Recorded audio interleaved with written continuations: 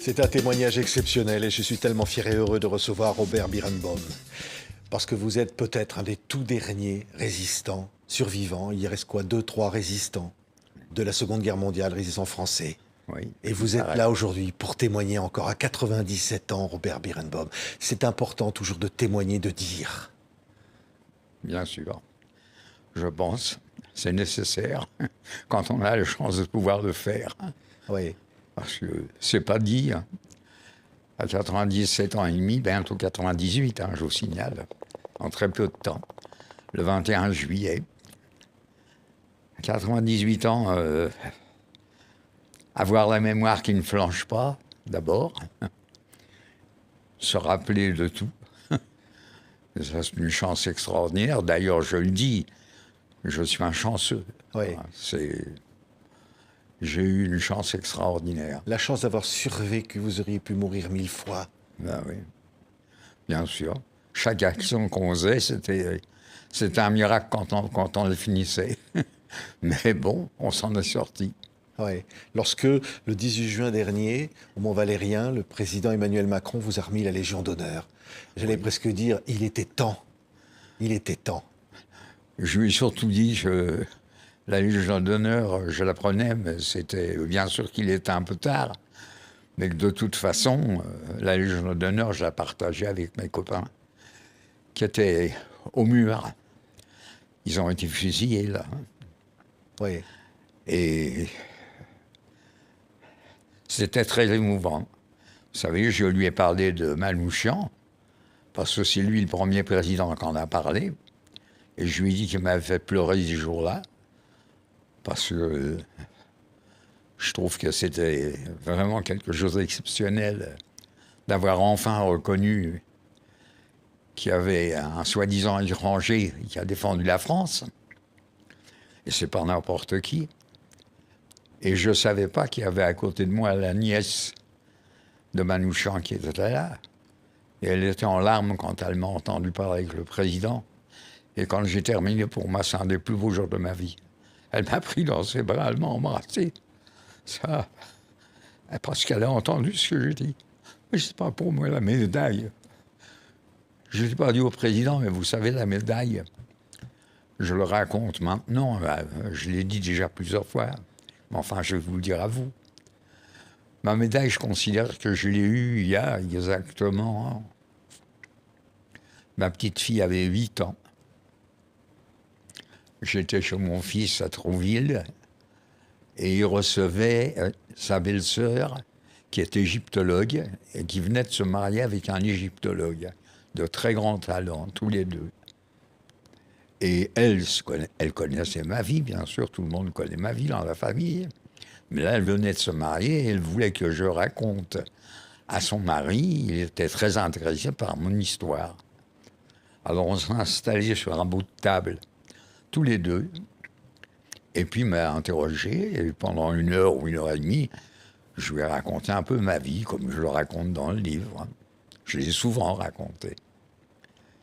Et puis j'avais pas vu que ma petite fille, qui a maintenant 22 ans, elle avait 8 ans à l'époque, était assise au coin de la table, tout au bout de la table.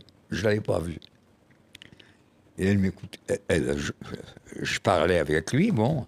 Au bout d'1 heure ou 1 heure et demie, je me souviens plus, 2 heures de discussion, je lui dis, écoute, je vais pas te casser les pieds plus longtemps. C'est un type très intelligent, d'un haut niveau. Et je lui dis, ça y est, je t'ai raconté, bon, ça va, t'es content. Oui, il me dit merci, bon.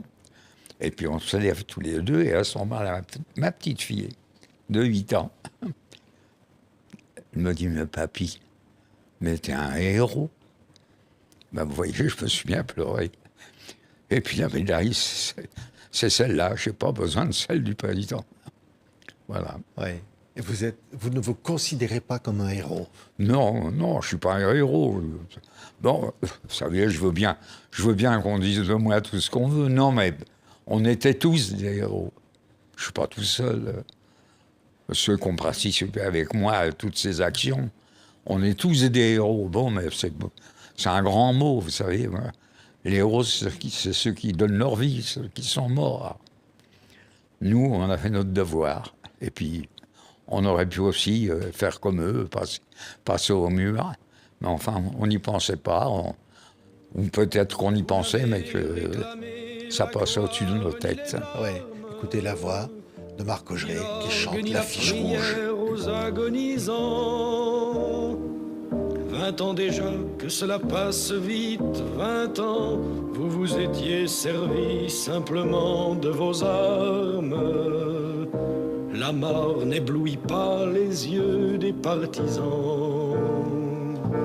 C'est l'affiche rouge. Oui, mais L'affiche des traîtres, de ceux qu'on considérait comme Bien ces sûr. étrangers qui étaient Bien traîtres. sûr.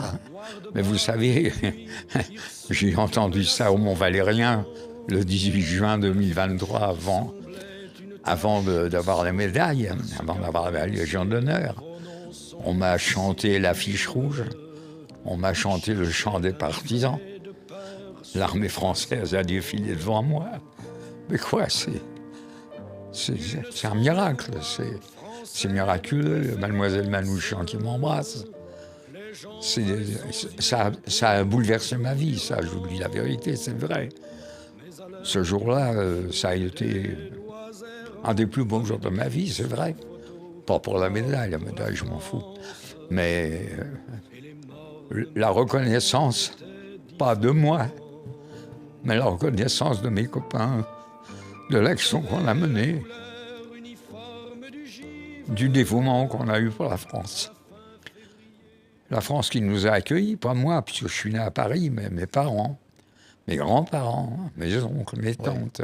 Juifs, polonais, Oui. communistes. Non. Non, mes parents étaient complètement apolitiques. D'ailleurs, ma tante qui m'a embauché dans la Résistance, qui était la belle-sœur de mon père n'était absolument pas politique, pas du tout.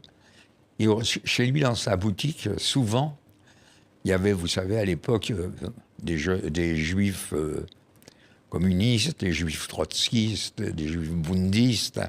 C'était la bagarre entre eux. Et quand ils se disputaient, le soir, ils venaient dans l'arrière-boutique chez mes parents. Et mon père les réconciliait tous. Mais mon père n'a jamais été politique, d'ailleurs. Je lui ai tout caché, le pauvre. J'ai jamais rien dit à mes parents. Ma tante m'avait demandé, évidemment, de rien dire. C'est votre tante, C'est- Doria, oui. qui vous dit « il faut que tu t'engages Oui, non, elle me 16 ans. demande si je veux m'engager. Oui. Voilà. Non, mais c'est drôle parce que j'ai raconté dans le livre. J'ai commencé avant d'être résistant. On a fait un acte de résistance avec mes deux copains le 17 juillet, alors que je n'avais pas encore vu ma tante. C'est parce que c'est le jour-là que je l'ai vue le soir. Mais le matin, j'ai rencontré deux copains à moi qui étaient aux jeunesses communistes, pas de la Moye. Ils étaient juifs, mais ils étaient aux jeunesses communistes françaises. C'était de vrais communistes, pas comme moi. Marcel Kaminski et Maurice Gilbert. C'était des copains d'école. On se rencontre près de chez Arnay, de la maison de Maurice Gilbert. Ses parents avaient été déportés le 16 juillet, le jour d'avant. Là, on était le 17 au matin, et je passe là par hasard. Je les croise, on s'embrasse. On se dit bonjour, et ils me disent « Robert, est-ce que tu veux ?» Je ne m'appelle pas encore Guy, hein, parce que je n'étais pas encore résistant. « Est-ce que tu peux nous aider? On a un projet, on veut défoncer la porte. » On enlever les scellés de la porte. Mes parents ont été déportés cette nuit, hier soir, le 16 juillet, le jour d'avant. On va défoncer la porte. J'ai un oncle qui est rue du Faubourg Saint-Antoine. Il a un stand où il vend des meubles. Je veux retirer les meubles de l'appartement. On va casser la porte et on va transporter les meubles au Faubourg Saint-Antoine. On a besoin de quelqu'un. Oui, une Est-ce que charrette tu à veux? bras. Est-ce que tu veux? Voilà, alors on a pris une charrette qu'ils avaient commandée je ne sais pas où. Et puis à 3, on est parti rue du Faubourg Saint-Antoine, mais je n'étais pas encore dans la Résistance. Oui. Et c'est ce soir-là que j'ai rencontré ma tante qui m'a dit « il ne faut pas baisser la tête ». Oui. Oh, elle parlait très bien. C'était une communiste. Dans Oran, elle a été déportée. Je crois qu'elle était avec Simone Veil. Et ils étaient copines au camp. Oui. Ils sont revenus ensemble.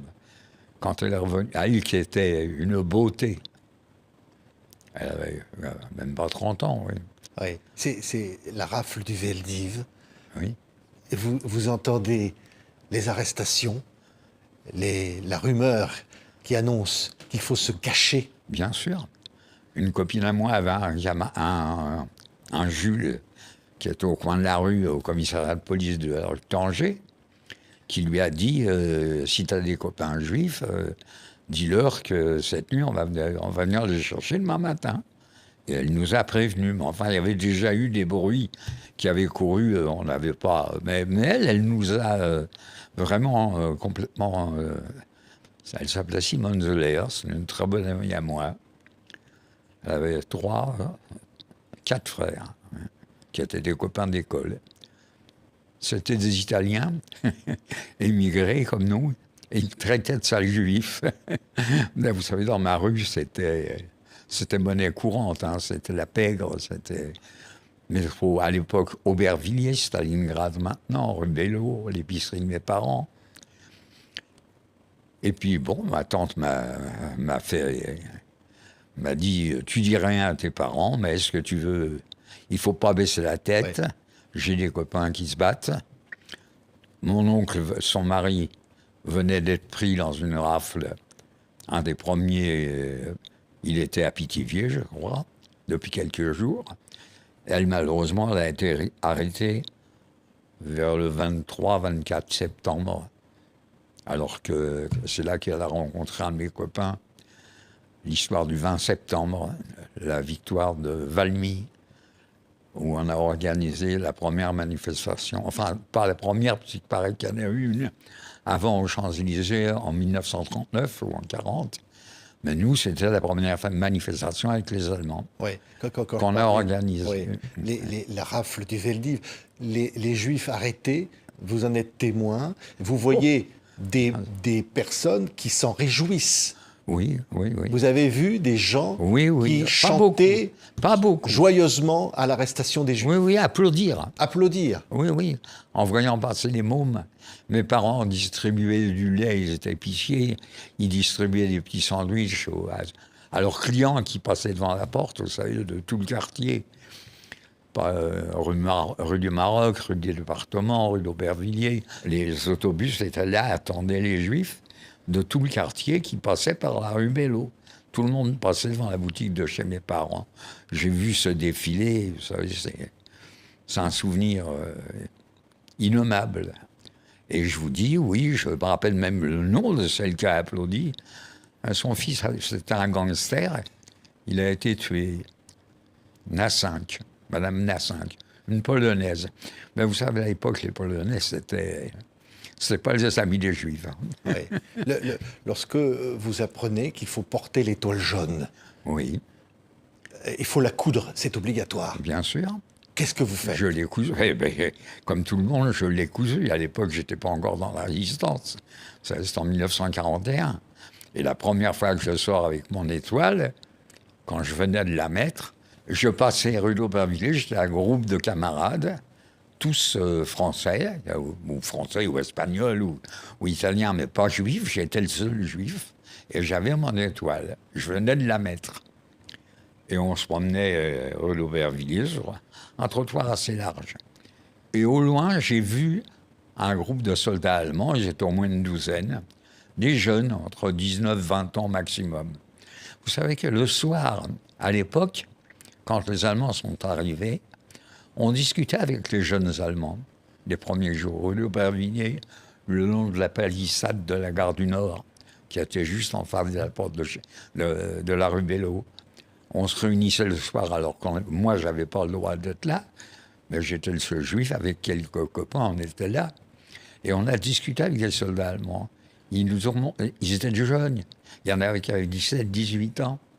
Et ils se plaignaient je me rappelle, ils faisaient des exercices. Ils nous montraient ce qu'ils ont vécu. Ils n'étaient pas tellement heureux de ce qui leur arrivait. La guerre, c'était pas leur truc. Mais là, ce jour-là, ce groupe de soldats allemands venait de mon école, où ils avaient occupé notre école, rue de Tanger. Et ils marchaient sur le trottoir en face de moi. Je les ai vus ils étaient à 50 ou 60 mètres, mais tout de suite, j'ai vu dans leur regard la haine qui était inscrite dans leurs yeux. Alors que quelques jours avant, je vous dis, je discutais avec des jeunes qui étaient sympas. Mais ceux-là, ils ne l'étaient pas. Et ils sont passés les uns derrière les autres, ils m'ont enfin, ils m'ont filé des claques jusqu'à ce que je m'écroule à terre. Et là, mes copains, j'étais pas loin de chez mon père, ils ont été chercher mon père, qui est venu me chercher, qui m'a ramassé, j'étais en larmes. Et là, je me suis dit, ça passe pas. Là, il faut faire... Alors, ma tante n'a pas eu beaucoup à me convaincre. J'étais déjà convaincu. Ouais. Je voulais ma revanche. Ouais. Et là, Tout de suite. vous êtes incroyable. Et je me suis vengé. Ouais. On vous surnomme Baratin. Oui, mais ça, c'est vrai. Oui, j'étais tout jeune et j'étais baratineur. J'étais pas seulement baratineur, j'étais chanteur aussi. Je chantais énormément, je chantais très très bien. Les chansons de Mouloudji, de Charles Trenet, Jacques Pils, Jean Sablon. C'est tout mon répertoire. J'ai chanté avec les plus grands. Mon pianiste, c'était François Charpin, pianiste aveugle, qui est un grand compositeur, que j'ai revu quelques années après, qui jouait dans un cabaret à côté de chez moi, que j'ai été voir. Et quand il m'a pas vu, puisqu'il ne voyait pas, mais quand il m'a entendu, je suis venu le voir au vestiaire. Et j'ai dit à la dame du vestiaire, quand il aura fini à l'entracte, vous lui dites que quelqu'un veut le voir au premier étage. Je suis resté à côté du vestiaire, là-haut. C'est le cabaret Montparnasse. Il jouait là tous les jours. Pendant l'émission qui s'appelait Le Midi, avec Roger Ferral et Jacques Chaban à l'époque, c'était le midi, et il y avait une émission, et j'ai vu mon pianiste qui jouait, ils ont dit qu'il était au cabaret. Et j'habitais à 150 mètres de ce cabaret, j'ai dit à ma femme qui ne voulait pas que je chante, qui m'avait interdit de chanter. Oui. Enfin, interdit. Je chantais pour mes copains, mais elle ne voulait pas que je devienne une vedette. Et je lui ai dit, écoute, je vais voir François Charpin, je ne l'ai pas vu depuis des années. Et j'arrive, donc il monte à l'entracte, je lui dis, bonjour François. Robert, je ne m'appelais pas encore Guy, hein. Je ne m'appelais plus Guy. Pour lui, Guy, c'était Robert. c'était le nom de résistant. Oui. Oui. Robert, il est venu m'embrasser, il me dit, écoute, c'est formidable que je te rencontre aujourd'hui, viens, je t'emmène chez moi, il habitait juste à côté, il marchait, on n'aurait jamais dit qu'il était aveugle, c'est impensable. C'est le meilleur pianiste de France, hein. En 1939, il a été nommé en même temps qu'Eddie Barclay, j'y étais. Ça le plaît. Ce jour-là, il a remporté le premier prix de jazz, 1939, les Allemands étaient déjà là, j'étais au poulailler, parce que mon cousin avait gagné le concours aussi. En même temps, concours de jazz, il avait 13 ans, c'était le petit Charles Trenet à Paris, chantait chez Mireille, très grand, qui est devenu un très grand artiste, un grand chanteur. Et donc, François me dit, je t'emmène chez moi, j'ai quelque chose à te proposer. Et il m'emmène chez lui, un bel appartement. On n'aurait jamais dit qu'il était aveugle. Il se met au piano et il se met à jouer. Alors il me dit, voilà, il joue. Quand je monte chez toi, j'ai le cœur qui bat, tout en montant dans l'escalier. Je me souviens des autres paroles. Bref, il venait de composer cette chanson. C'est Henri Salvador qui l'a chantée. Il m'a dit, écoute, je te donne cette chanson, on fait un numéro tous les deux dans les cabarets en France, et j'ai contrat. Je lui ai dit, écoute, François, t'es gentil, je suis venu te dire bonjour, mais ma femme ne veut pas que je chante. Elle m'avait vu chanter une fois à Coulommiers, dans un théâtre où j'ai remplacé Fréhel pour la fin de son spectacle, parce qu'elle était saoule comme un cochon, et que le colonel, qui était maire de Coulommiers, monsieur Le Sueur, avait envoyé sa fille pour me demander si je voulais finir le spectacle. J'ai terminé le spectacle au théâtre de Coulommiers, mais toutes les girls qui avaient dansé et chanté avant étaient réunies dans les coulisses, et quand j'ai eu terminé mon numéro, elles étaient toutes sur moi, agglutinées, et ma petite fiancée à l'époque, Thérèse, quand elle a vu toute cette troupe qui était agglutinée sur moi, elle m'a dit, tu sais, Guy, parce qu'elle m'appelait Guy aussi, hein, au début. Tu sais, Guy, t'as chanté, mais je veux pas que tu chantes, hein. C'est fini, c'est moi ou c'est les gens. Non, mais je la comprends. Ce qui est drôle, c'est qu'on entend votre joie de vivre, Robert Birenbaum. Ça me fait penser, je reviens sur cette rafle du Veldiv, un de vos amis, Nathan, va y échapper parce qu'il aime les femmes et le destin. Parce que les femmes l'aiment. Oui. Non, c'est pire une que histoire. Ça. Ce sont des histoires dans la grande histoire, mais incroyables. Mais oui, mais c'était pire que Quasimodo. Il était horrible. Et les plus belles filles, elles passaient par la fenêtre, je me rappelle. Il était au rez-de-chaussée, son échoppe. Alors, dans sa chambre à coucher, il y avait un volet toujours. Et les femmes, quand sa femme à lui, elle était dans la maison, et qu'elle revenait, les femmes, quand elles s'ouvraient à la porte, elles passaient par-dessus la robe. Je les ai vues de mes yeux. Oui. Mais c'était un monstre. Et il va échapper à la rafle parce qu'il va dormir chez une de ses maîtresses. Bien sûr. Mais les plus belles femmes avec lui, c'est impensable. Non, mais il faut dire que c'était un homme très intelligent. Oui. Très intelligent. Il m'a donné les premières leçons, je peux dire, de marxisme. Bon, même avant ma tante, bien sûr. Ben oui, parce que je faisais ses courses. J'étais en bicyclette et il m'envoyait, il n'avait pas les machines nécessaires pour terminer les chaussures. Vous savez, les ponceuses, les machines qui étaient modernes à cette époque-là. J'allais en vélo transporter les chaussures, je le ramenais, j'allais rue de la Charbonnière, voilà, à Pigalle. Et je le ramenais, et il me donnait une pièce. Je me souviens, oui, non, il était très gentil. Oui. Mais moi, il m'aimait beaucoup. Oui, ce qui est fou, dans votre vie, Robert, vous allez devenir résistant comme ça, vous allez distribuer des tracts. Je ne sais pas les distribuer. Oui, dans le métro, au péril de votre vie. Mais bien sûr, mais on ne s'en rendait pas compte. Enfin, on ne s'en rendait pas compte, si, mais... Vous savez, à l'époque, on croyait qu'on était... Normalement, vous savez, quand on nous disait, voilà, tu vas faire une action, derrière toi, il y a des aides qui sont derrière, ils sont armés. C'était pas vrai. Mais on nous disait, à nous, aux jeunes, vous savez, mes copains, c'était surtout des filles, hein. C'était des copines, Evelyne, Estelle, Fernande, les 3 premières filles que j'ai rencontrées. Elles avaient entre 16 et 18 ans. Là, oui, l'aîné devait avoir 18 ans. On est restés amis jusqu'à leur mort. On était très comme des frères et sœurs. Mais c'était des filles extraordinaires. On faisait ça. Les tracts, mais le danger était perpétuel, bien sûr. On jetait le tract dans la foule et on avait quelqu'un derrière pour les ramasser. Parce que seulement le fait de ramasser un tract, ça valait le camp de concentration. Oui.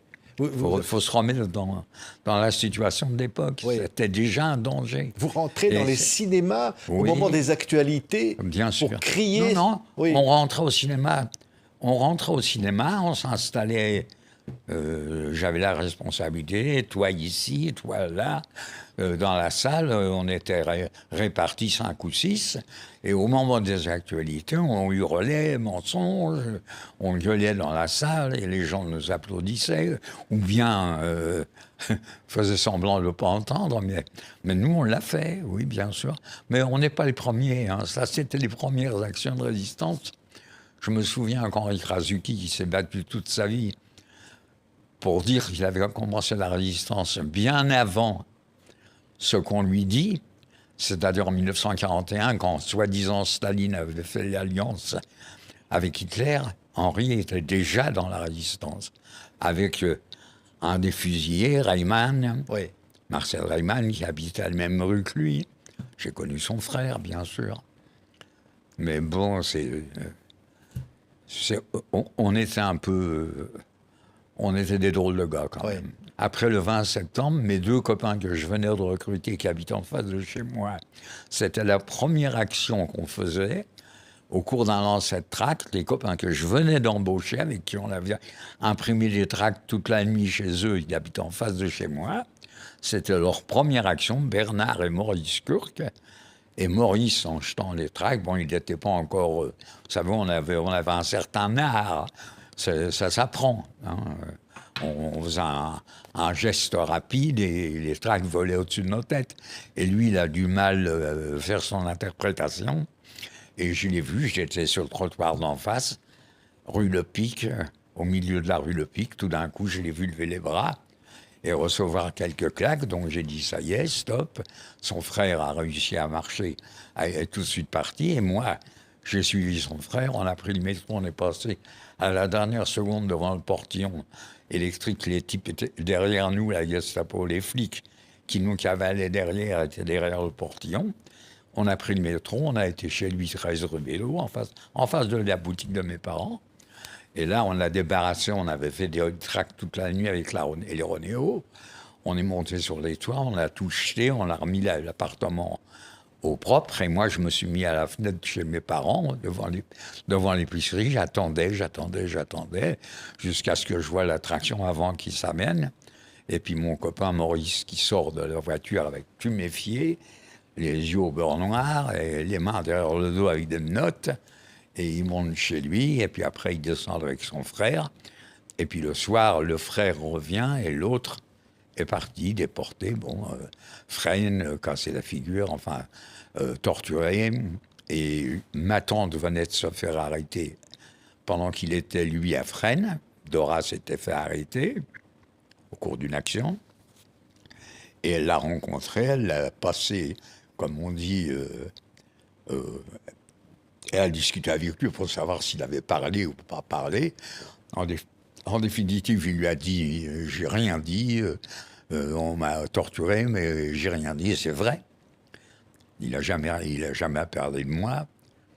Et ma tante, quand même, par précaution, elle m'aimait beaucoup, elle était à Fresnes, je me rappelle, elle m'a envoyé une lettre destinée à Robert.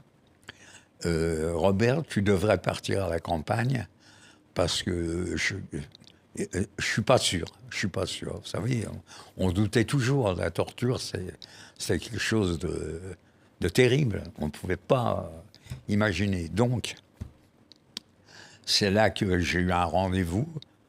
On m'a donné mon copain Robert Anveld, notre patron à tous, m'a dit, écoute Guy, tu vas être filé pendant quelques jours par le responsable des cadres, je ne savais pas qui c'était, mais ça, c'est un souvenir monumental, je raconte. Je l'ai vu arriver derrière moi, il m'a dit, tu marches, et puis lui, il va te suivre, et ça, on va prendre quelques jours pour voir si tu peux reprendre tes activités. Et c'est vrai que je l'ai aperçu, sauf cette fois-là, la première fois, dans son pardessus bleu. Je le revois, je vous parle et je le revois, tout cintré, un par-dessus, il faisait très froid l'hiver. Hein. C'était octobre, il faisait froid. Très froid. Et il m'a suivi comme ça des heures, et puis c'est avéré que je n'étais pas suivi, donc j'ai repris mes activités. Ouais. Vous allez être chargé du recrutement. Ah oui, j'étais le recruteur numéro 1. Ouais. Oui. Comment vous faisiez pour recruter comme des ma résistants? tante a fait. Ouais. Mais enfin, mieux qu'elle. Parce qu'elle, elle n'avait pas besoin de me convaincre. C'était ma tante, elle était belge. Je me suis dit, mon oncle venait d'être arrêté. J'allais pas refuser à ma tante. Vous savez, elle était belle comme tout. J'avais 16 ans. Elle était toute seule. Souvent, elle venait chez mon père, elle disait... Ce soir, son mari était en prison et elle venait chez mes parents, elle disait il y aura peut-être une rafle de Robert qui viennent chez moi, je suis toute seule, on dormira ensemble et puis il reviendra demain pour aller à l'école. J'étais un petit peu amoureux d'elle, j'avais 16 ans, elle était belle comme tout, j'ai jamais eu de rapport avec elle, mais c'était comme ça.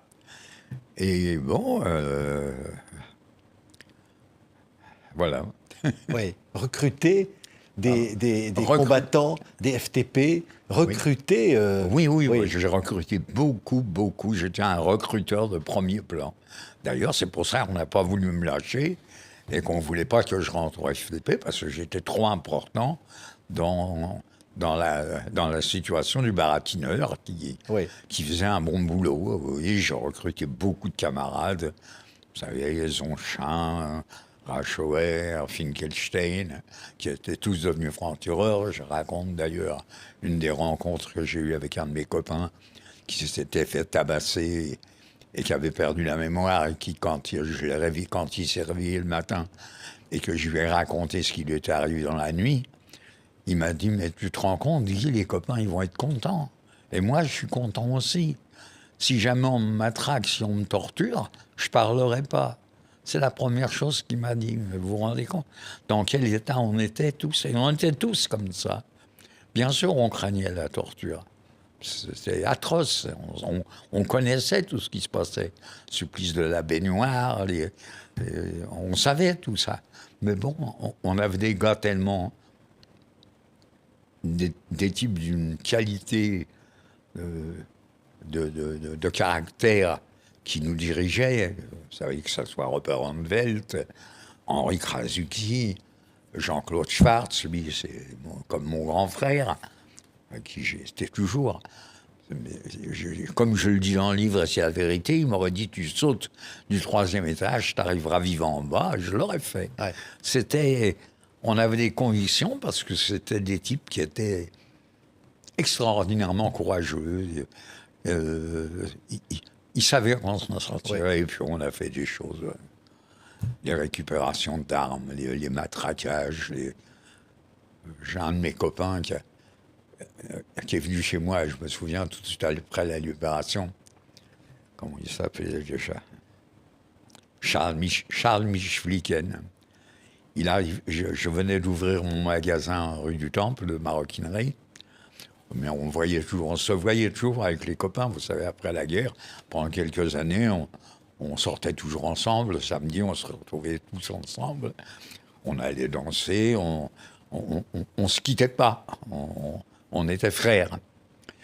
Et il rentre chez moi au magasin et il me dit « Guy, Thérèse, ma femme s'appelait Thérèse, Guy, Thérèse, tu sais qu'est-ce qui m'arrive ?» Il avait un accent allemand très prononcé. C'était un franc-tireur, lui. Hein. Et tu sais qu'est-ce que j'ai eu hier? Simone Signoret, elle est venue chez moi. Ils vont faire un film. Ils veulent que je montre comment j'ai tué mes premiers Allemands. Avec un poignard. Il poignardait. Et ce film est passé à la télévision, hein, je l'ai vu. Ça s'appelait « Deux Polonais émigrés », enfin, je sais pas, c'était un film. Charles Michflicken, c'était un héros. Il me prenait dans ses bras, c'était comme mon frère. Hein. On ne s'est pas quittés pendant des années, on a toujours été ensemble. Guy a fréquenté mes copains avec moi, je l'emmenais partout. Je lui ai donné mon nom en plus, de guerre. Bon... Et puis je suis fier. Quelle famille on a formé avec ma femme. C'est une famille extraordinaire. Ouais.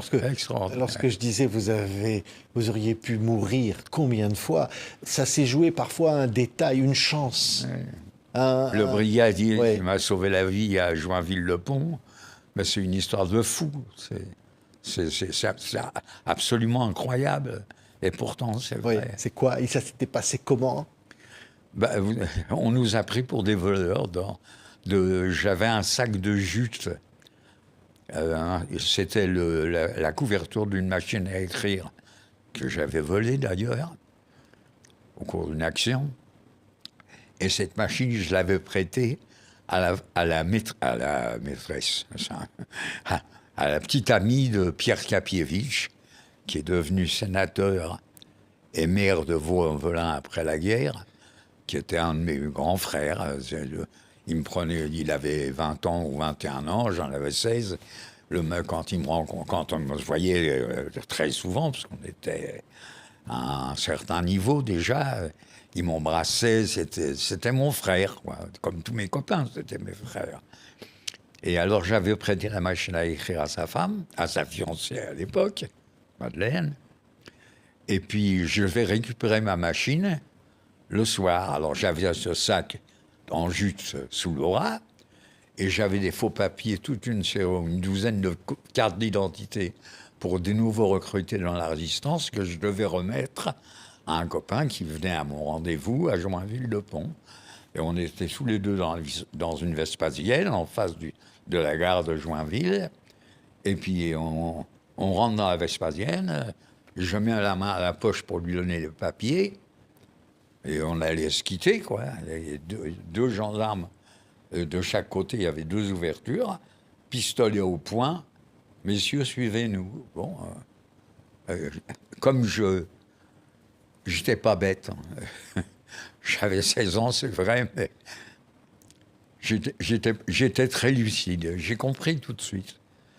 Quand ils nous ont emmenés dans le bureau de tabac qui jouxtait la gare, en face de la Vespasienne, à 15 mètres, quand on est rentré dans le bureau de tabac, j'ai tout de suite gambergé, j'ai dit, ça y est, on est des voleurs. Quand il a appelé la patronne, « Madame, est-ce que vous avez déjà vu ces gars-là, elles nous regardent, une sorcière qui est en haut de son escalier. » Jamais j'avais mis les pieds à Joinville, c'était la première fois. On n'allait jamais 2 fois au même endroit. Et elle dit, ah, peut-être, de dire, oui, j'ai tout de suite gambergé, j'ai dit, j'ai un sac en jute, on a volé, quelqu'un a volé le bureau de tabac, et il vient chercher la marchandise qu'ils ont laissée quelque part, avec un sac pour le remplir. Je dis à mon copain Roger, je venais de lire quelques jours avant un tract du parti qui disait qu'en cas où on est 2, qu'il y a 2 flics, il faut qu'il y en ait un qui parle d'un côté et l'autre de l'autre si on veut se sauver.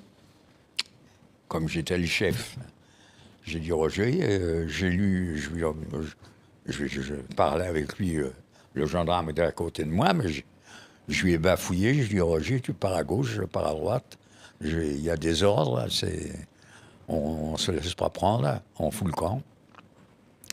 Et là, j'ai commencé à courir dans la rue, les gens qui... Et mon copain s'est dégonflé, il est revenu sur ses pas, alors qu'il avait 3-4 ans de plus que moi. C'était un géant, moi j'étais un petit garçon à côté de lui, mais j'étais le chef. Et j'ai couru comme jamais dans ma vie. Il y avait des vélos qui passaient à côté de moi, c'était le matin, il devait être 10h30, 11h, les gens allaient au travail. Il y avait le type derrière moi en vélo, un seul, parce que l'autre avait menotté et tout de suite tapé. Et je voyais mon copain en sang derrière. Et moi, je courais dans cette rue comme... J'ai jamais couru comme ça dans ma vie. Elle faisait à peu près 150 mètres de long jusqu'au pont de Joinville. J'ai couru et il y avait des vélos qui passaient à côté de moi. Je crie. Et eux, le gendarme était derrière moi, pistolet au poing. Arrête ou je tire avec son vélo. Je regardais son pistolet, c'était son pistolet qui m'intéressait. Je me disais, merde, hein, qu'est-ce qu'il est beau. C'était un 9 mm, je me rappelle, hein, je le vois. Et il me poursuivait. Et moi, les vélos qui passaient à côté, je criais, mais je suis pas voleur, je suis un résistant, donnez-moi votre vélo. Personne n'a jamais voulu me donner son vélo. Je suis arrivé au milieu du pont, je voulais sauter dans la Marne, j'étais bon nageur. Et j'ai pas eu le temps, le type était sur moi, pistolet au poing, il a commencé à me dérouiller, me mettre des menottes, et on nous a amenés tous les 2 à la gendarmerie. Et là, le miracle, le brigadier qui écoute mon récit et je lui raconte, je dis, j'ai pas d'autre moyen. Il m'a même pas fouillé, hein. Les papiers étaient toujours dans ma poche. Ça n'aurait rien changé, je lui dirais. Mais vous savez, c'est un rêve. Vous êtes pris par les gendarmes, on vous menotte, vous êtes en sang, et vous vous dites, ça y est, c'est terminé, au revoir, ce soir, je suis au camp de concentration, en prison, on va me torturer, parce qu'ils vont trouver mes papiers. Et à ce moment-là, le brigadier vient derrière moi, parce que je lui raconte, je lui dis, on est juifs, monsieur, on n'est pas des voleurs, ça, j'accepte pas cette prononciation, je ne suis pas un voleur. Alors je lui dis, je vais vous dire la vérité, je suis juif, on vient à Joinville parce que des camarades nous ont demandé d'essayer de trouver des planques parce que c'était bien la banlieue, on pouvait s'y cacher, il y avait des gens qui s'y cachaient. Je lui dis au brigadier, enfin non, on cherche un endroit pour que des juifs puissent se cacher on va dans les villes de province pour essayer de trouver des planques. Et à ce moment-là, il vient derrière moi, il me caresse les cheveux et il me dit « Je cache des juifs ». Il m'a dit « Je suis de la résistance ». Incroyable. Et voilà, et il me dit « Vous en faites pas, bougez pas de là, je m'occupe de vous ». Vous savez, j'y croyais pas. Hein, c'est des miracles comme ça n'arrive pas tous les jours. Et puis c'est vrai qu'il nous a relâchés, la voiture est venue nous chercher, on nous a emmenés dans un champ, ils nous ont dit allez, filez, et on est parti dans le champ, et puis j'ai dit à Roger, surtout je rentre pas chez toi tout de suite, tu regardes si t'es filé, prends des précautions, rentre tard dans la nuit, sois sûr que personne n'est derrière toi, parce que vous savez, j'étais un chef. Hein. Et je lui ai dit, tu sais, ils ont des moyens de filature extraordinaires. Fais attention. Oui. Et moi, pareil, je suis rentré très, très tard le soir. Et ce soir-là, quand je suis arrivé dans mon taudis, rue Horto, à Aubervilliers, que je ne sais même plus qui l'a loué pour moi, mais j'y suis resté 2 ans, sans que mes parents ne sachent rien. Je leur ai raconté toute une salade. Parce que j'ai jamais rien dit à mes parents, bien sûr. Ma tante me l'avait interdit, et elle avait raison. Et là, je vois de la lumière qui passe à travers mes volets, et je rencontre le concierge. J'étais mitoyen avec lui, je lui dis, mais j'ai oublié d'éteindre la lumière. Il me dit, non, non, vous savez, vous avez un copain qui vient qui vient souvent chez vous. Il est là, il m'a demandé de lui ouvrir la porte, je lui ai ouvert la porte. Je lui ai dit, vous avez bien fait. Puis je rentre, et mon copain Jean-Claude, mon grand frère, le héros, un type extraordinaire, Jean-Paul Schwartz, qui était à l'époque numéro 3 à Paris, oui. Robert Anvelt, Pierre Kapievitch et Jean-Claude. Et puis moi derrière, oui, 4 ou 5e, enfin 6e. Oui, je crois que j'étais 5e à Paris. À 18 ans, hein, à la Libération. J'étais monté en grade, c'est vrai. On comptait beaucoup sur moi. Oui. C'est bien. Et il me dit, tu sais Guy, il m'est arrivé aujourd'hui, je viens te raconter ce qui m'est arrivé. Et il me raconte qu'il a tué son premier officier allemand. Et je l'enviais, j'étais... Et fier de lui, bien sûr, il était... C'était quelque chose, il m'a expliqué comment ça s'était passé, parce qu'il savait que j'avais demandé, moi, depuis des semaines et des semaines, de rentrer au FTP, et qu'on me refusait toujours, qu'on me disait, mais Guy, c'est pas possible, on m'a refusé, jusqu'au jour où j'ai tellement insisté que les copains, j'ai été interrogé pendant des jours par un des hauts FTP, c'était rue Paradis, je m'en rappelle, ils m'ont interrogé pendant très longtemps, plusieurs jours de suite, pour savoir si j'étais capable de rentrer au FTP. Et ils m'avaient accordé cette joie, voilà. Et puis le jour où j'avais rendez-vous avec le groupe de Manouchian, c'est le jour où ils se sont fait prendre. Voilà, j'étais au Père-Lachaise. C'était l'hiver, c'était le matin, et la fille est passée à côté de moi, que je connaissais, et elle m'a dit « Guy, barre-toi, pas de repêchage ». Alors j'ai compris tout de suite que malheureusement, il y avait eu... que c'était dramatique. On connaissait tout. Hein. On était jeunes, mais on avait des têtes... pas moi tout seul, on était une drôle d'équipe. Oui. Vous savez, on n'était pas nombreux. Hein. Qu'est-ce que je dis dans le livre, je ne sais pas, peut-être 150, 200, je ne sais pas, à Paris. Mais enfin, on était partout. On était dans toute la France. Ils sont tous débarqués quand il y a eu la libération de Pau, de Lyon, de Grenoble. Et nos actions, ils faisaient la même chose tous. J'ai connu tous les responsables, tous les jeunes qui étaient résistants sont revenus à Paris nous rencontrer. On a eu des réunions ensemble. Plein. Un jour, au cours d'une réunion, je rentre dans la salle rue de Paradis. Il y avait un grand professeur qui faisait une réunion à l'époque. Je me souviens plus de son nom. C'était quelqu'un de... Il avait une barbe. Il y a un grand professeur qui racontait nos histoires. Et je rentre dans la salle et à ce moment-là, je rencontre Roger, mon copain de ce jour-là, qui est en train de raconter notre histoire et il me voit. Ah, il regarde les copains. Il dit, ah, ben c'est Guy, c'était lui qui était avec moi. Non, mais c'est des histoires de fous. C'est banal, c'est n'importe quoi. Ouais. Mais c'est la vie, c'est Ouais, comme ça. ouais. On va entendre la voix de Lina Marny, il chante le chant des partisans. Ah, quel beau chant. Quand on entend ça, on se dit oui, il y avait des partisans, il y avait des résistants. Il y avait aussi, on pourrait dire, des salauds. Il y avait aussi des miliciens. Il y avait aussi des traîtres. Il y avait beaucoup plus de salauds et de traîtres que de résistants. Vous savez, c'était pas beau ce qui se passait en France. Ouais. C'était vraiment pas beau. L'équipe de Darnan, les pétainistes, ceux qui n'aimaient pas les juifs, les antisémites, qui étaient heureux à chaque fois qu'il y avait des déportations. Bien sûr, c'est une histoire, c'est dramatique. Et puis tout d'un coup, tout le monde avait le brassard FFI à la Oui, Lipa, pour les jours de l'insurrection. Les résistants de la dernière heure. Oui, et nous, on n'avait pas le brassard, hein, je vous Ouais. le signale. On dirigeait l'insurrection, mais on n'avait pas le brassard. Et vous savez, j'ai raconté, ça je ne l'ai pas dit dans le livre, ça m'est venu après, mais c'est une des plus belles choses dont je me souviens, parce que je ne me souviens de rien de l'insurrection, je ne peux pas me souvenir.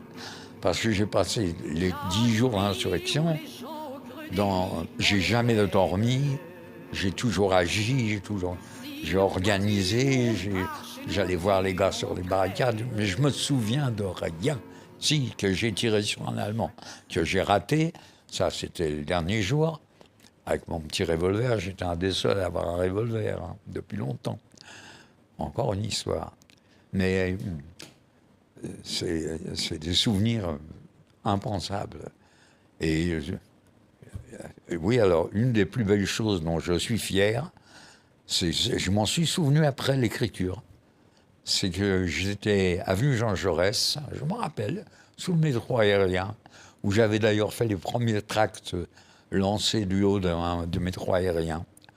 À cet endroit-là, j'étais là, et j'ai vu un capitaine que je connaissais, qui était artificier, qui était avec Roll Tanguy, à d'Enfer Rochereau, avec Roll, c'était le capitaine Patrick, c'était l'artificier des résistances, c'est lui qui fabriquait les grenades, qui nous avait appris le maniement des armes pendant quelques semaines. Il nous avait envoyé un officier qui nous donnait des directives, et je le connaissais. Et il s'approche de moi et il me dit, Guy, Roll te demande, est-ce que tu es d'accord, les Allemands demandent une trêve. Ça, je m'en suis souvenu après. Et j'ai dit non. Pas de trêve. Voilà, c'était nous. Voilà. Ouais. Didier, à 97 ans, Robert Birenbaum, vous seriez prêt 98. Oui, vous seriez prêt encore aujourd'hui à vous battre, dire s'il fallait.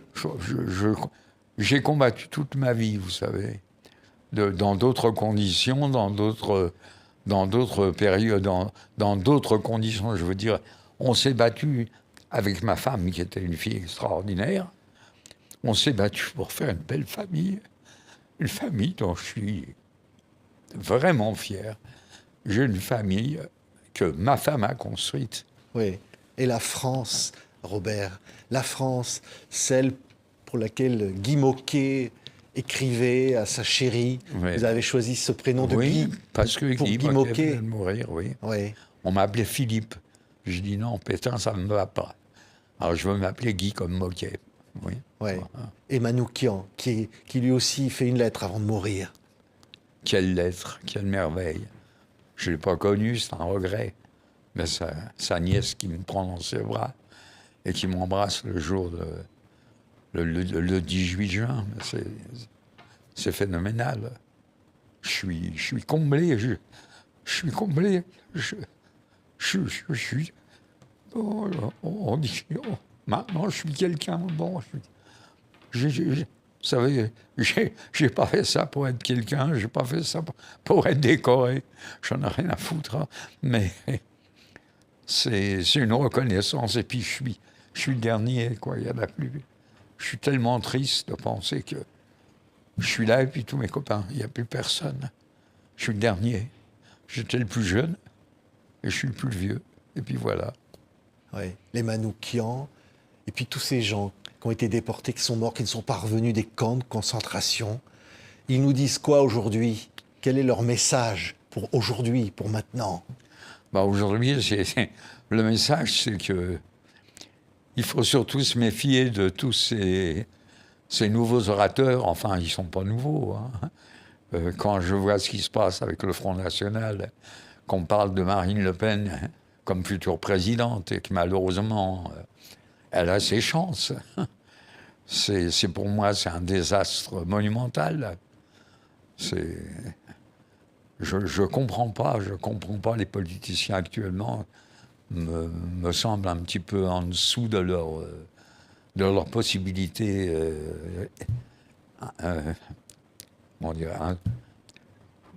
On dirait qu'ils n'ont pas d'instruction. Je sais pas, je suis pas content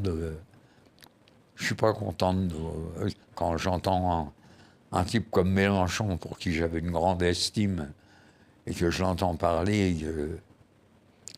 C'est monstrueux.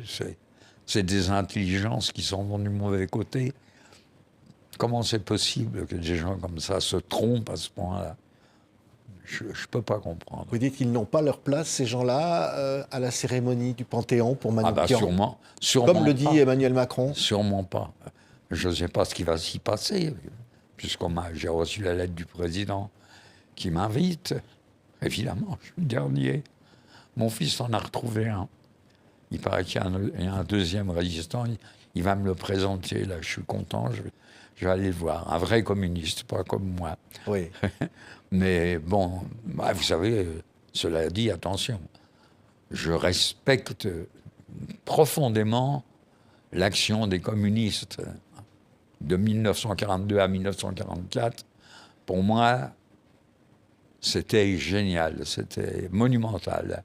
Ils ont été formidables. S'il n'y avait pas eu les communistes, on aurait été sauvés, bien sûr, par les Anglais, les Américains, mais au moins, les communistes ont fait leur devoir. Ça, il faut le reconnaître. Je vous dis, je n'ai jamais été communiste vraiment. J'étais plus apolitique. Mais bon, j'ai quand même fréquenté des gens très, très intelligents, qui, eux, étaient vraiment des communistes, et je ne les regrette pas, bien sûr. Mais bon, je n'ai pas adhéré. Après, c'est-à-dire que, vous savez, le fait de rencontrer ma femme qui avait 16 ans, et moi 18, et puis d'avoir rencontré une fille comme ça, j'ai de la chance.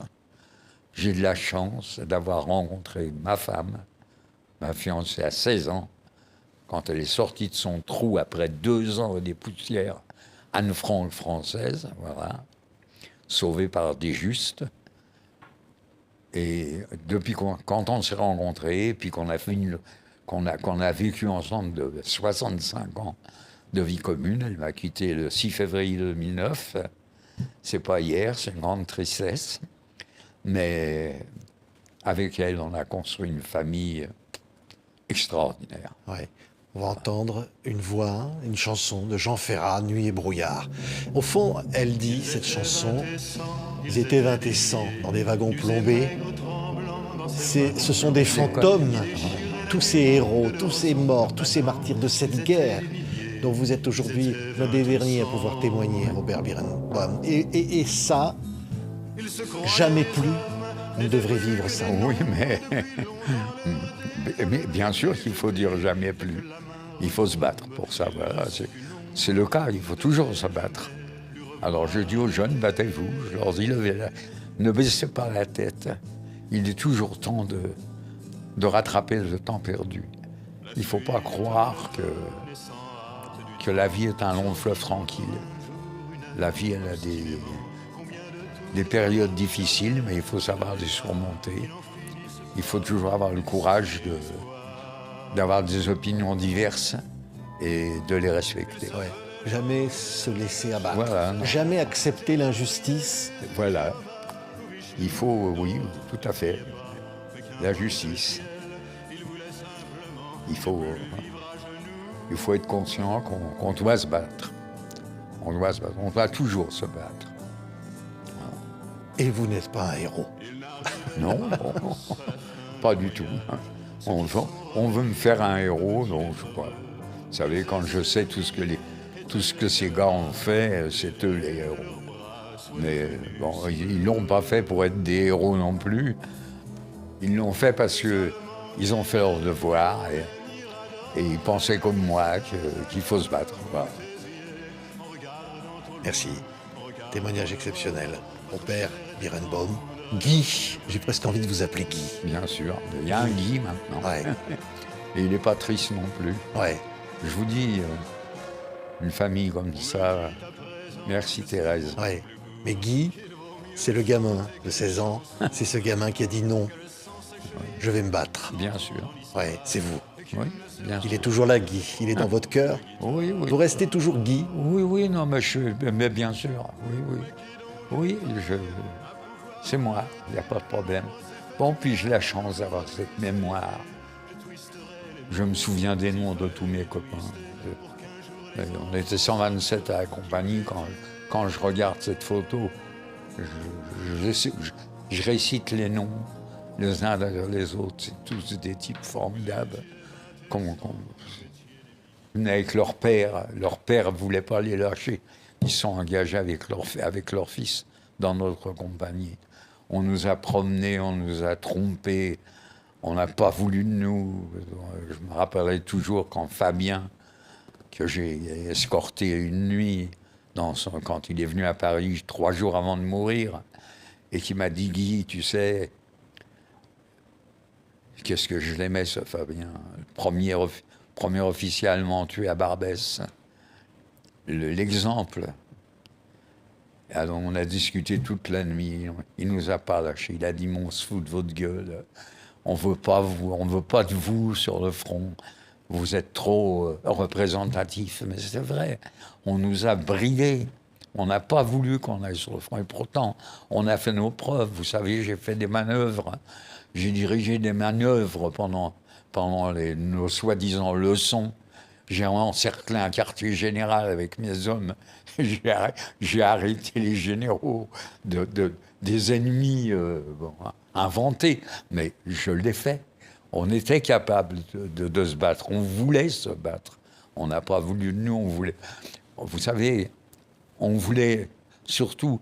Il y a eu à cette période une espèce de conspiration pour que les communistes, parce que je faisais partie des communistes, il fallait surtout pas les monter trop en épingle. Déjà, il y avait 40% de Français qui étaient devenus communisants, 4 ministres communistes, Maran qui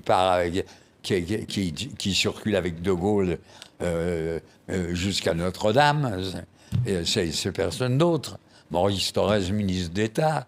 Bon, c'est une reconnaissance extraordinaire, mais on ne voulait pas que nous, qu'on se batte et qu'on montre qu'on est là jusqu'au bout. On nous a bridés. C'est un regret perpétuel. Ouais. Fabien m'avait dit, Guy, au cours de la nuit, il m'a dit, tu sais, peut-être que vous venez avec moi, je vous emmène. Il est mort 3 jours après. Hein. Il me dit, peut-être qu'on vous emmène, que tu viens avec nous. Et puis il me dit, oh, je suis idiot, si je vous emmène, vous allez être considérés comme des déserteurs et vous risquez d'être fusillés. Et lui, 3 jours après, j'ai appris qu'il était mort. Ouais. C'est un des plus beaux souvenirs de ma vie. Passer cette nuit avec ce gars-là, mais discuter toute la nuit avec Fabien, c'est extraordinaire.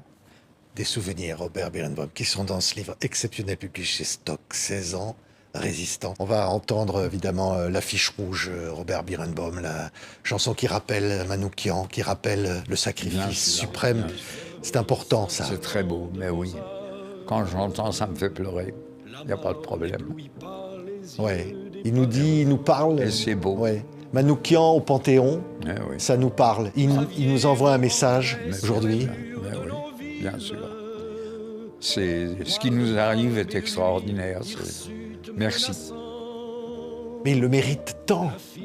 Oui, mais enfin, vous savez, le mérite pas toujours récompensé. En l'occurrence, bon, j'ai la chance qu'on récompense. Mais enfin, bon, on l'a pas fait pour une récompense. Ouais. Mais Manoukian, qu'on voit ici en photo, c'est quoi? C'est le sacrifice, c'est le courage. C'est dire... L'intelligence, Oui. c'est l'intelligence, bien sûr, c'est le courage. Mais quel courage il faut, bien sûr. Je sais, je connais toutes les histoires. Vous savez, j'ai connu des résistants et des francs-tireurs, j'en ai connu quelques-uns. C'était des types extraordinaires. Ouais. Et c'était des communistes. Ouais. Et quand il meurt, dit la chanson, Oui. ils crient leur amour de la France. Bien sûr, en voilà. mourant. Et la lettre qu'il fait à Méliné, mais c'est une lettre qui est sublime. Quelle intelligence. On n'était pas que des ignorants. Je crois qu'on avait une bonne tête. Ouais. Je n'étais pas mauvais élève. Bon, je crois que j'ai gardé quelques notions. Vous auriez été prêt à mourir. Vous savez, quand on s'engageait, on savait que ça nous attendait tous les jours. Non, mais franchement, j'étais tellement bien entouré. Vous savez, mon copain Jean-Claude, pour moi, c'est comme si j'avais un protecteur pour qui je refais n'importe quoi. Il me demandait n'importe quoi, je faisais. Ouais. Vous êtes aujourd'hui l'un des derniers résistants. Vous direz à tous ceux qui nous entendent, qui nous entendront encore longtemps, n'oubliez jamais ce message. Ah ben, bien sûr, il ne faut pas oublier. Il faut respecter tous ces gens qui ont donné leur vie pour la France, qui croyaient en la France, en la vraie France. Pas celle de Pétain, pas celle de Darnan, mais celle, bien sûr, le général de Gaulle. Je ne suis pas un fervent admirateur parce que j'ai quelques différences avec lui sur la résistance, comme avec beaucoup d'autres. Tout en n'étant pas communiste, je sais ce que les communistes ont représenté pendant cette période et ce que les autres nous racontent. Il y a beaucoup de vent. Hein. Vous savez, la résistance, c'était les communistes. Et ça, il n'y a pas de doute là-dessus. Et ça, on peut se mettre sur la tête, raconter n'importe quoi. À part eux, le reste, c'est du bricolage. Oui, mais vous ne regrettez rien. Non, Si c'était à refaire, Ah non, je ne regrette rien. Je suis fier de ce que j'ai fait et fier pour tous ceux qui sont derrière moi, oui. Très fier, de plus en plus fier. Avec ce qui m'arrive là, j'aurais du mal à ne pas être fier. Non, mais qu'on reconnaisse ça aujourd'hui, je viens de lire un article qui est passé aujourd'hui dans l'Humanité, où Macron répond à l'Humanité. Je trouve cet article sensationnel, il se défend comme un lion. C'est beau, c'est beau. Heureusement, on a des hommes intelligents, comme ce nouveau jeune Premier ministre, que franchement, je suis surpris. Bon, même, vous savez, je vis encore, hein, je vois ce qui se passe. c'est quoi la France pour vous, Robert Birenbaum? C'est quoi? Ça existe? C'est 1789, Oui. C'est la Révolution, c'est le pays des droits de l'homme, c'est le pays de Victor Hugo. C'est un pays qui mérite qu'on meure pour lui? Oui, bien sûr, bien sûr. Mourir pour ses idées, comme elle l'a dit dans sa chanson, Ferré. Mais oui. Mais en essayant de ne pas mourir, mais faire tout pour que la France reste la France. Merci. C'était le témoignage de Robert Birenbaum, 16 ans, résistant, exceptionnel livre, publié chez Stock. On finit avec le chant des partisans de Lina Marny. Vous qui aimez chanter, Robert, vous la connaissez celle-là? Je l'ai chanté le 18 juin avec le... On me l'a chanté, c'est quand même... vous savez, c'était une journée que j'oublierai pas. Oui, vous avez reçu le légende. Non, vous savez, je m'en... Ohé, partisans, ouvriers, paysans, c'est l'alarme. Demain, du sang noir coulera au grand soleil sur la route. Ça, je connais pas. Je l'ai connu par cœur, bien sûr, mais bon, j'ai tellement arrêté de chanter que Mais vous voyez, j'en retiens des bribes. Merci. Non, mais quand je l'ai écouté le 18 juin, vous savez, l'affiche rouge, le partisan, c'est un honneur extrême. Merci. Merci à vous, Robert Birinbonne. Merci. Il y a des pays où les gens au creux des lits font des rêves. Ici, nous vois-tu, nous on marche, nous on tue, nous on crève.